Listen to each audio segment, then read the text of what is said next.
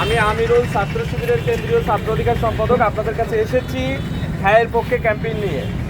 আপনাদের ভাইরা হচ্ছে রক্ত দিয়েছে, আপনাদের সন্তানরা রক্ত দিয়েছে এদেশটাকে মৌলিক পরিবর্তনের জন্য, কিন্তু মৌলিক পরিবর্তন এখন সাধিত হয় নাই। আপনারা যদি হ্যায়ের পক্ষে ভোট দেন তাহলে রাষ্ট্রের কিছু মৌলিক পরিবর্তন ঘটবে।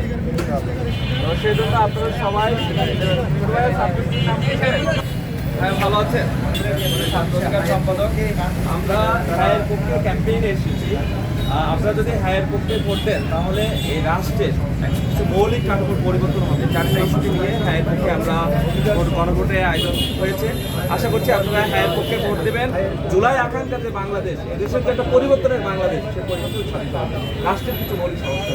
ভাই আপনি কি চান আগামী নির্বাচনে কারা আসুক? তারুণ্যের প্রথম ভোট হ্যায়ের পক্ষে। আমি ছাত্র শিবিরের কেন্দ্রীয় ছাত্র অধিকার সম্পাদক আপনাদের কাছে এসেছি। আপনারা হ্যায়ের পক্ষে ভোট দেন।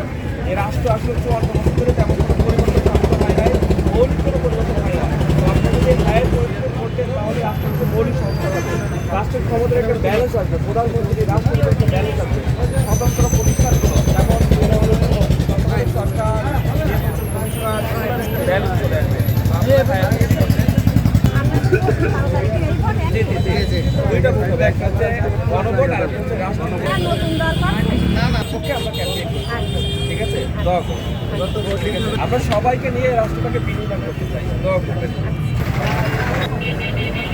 বাংলাদেশ ইসলামী ছাত্র শিবিরের কেন্দ্রীয় ঘোষিত কর্মসূচি আগামী জাতীয় নির্বাচনে হায়ের পক্ষে জনতার সমর্থন আদায়ে ছাত্র শিবিরের কেন্দ্রীয় সম্পাদক আমিরুল ইসলামের নেতৃত্বে সাতক্ষীরা শহরে সাধারণ মানুষের কাছে যাচ্ছে, হায়ের পক্ষে ভোট চাচ্ছে।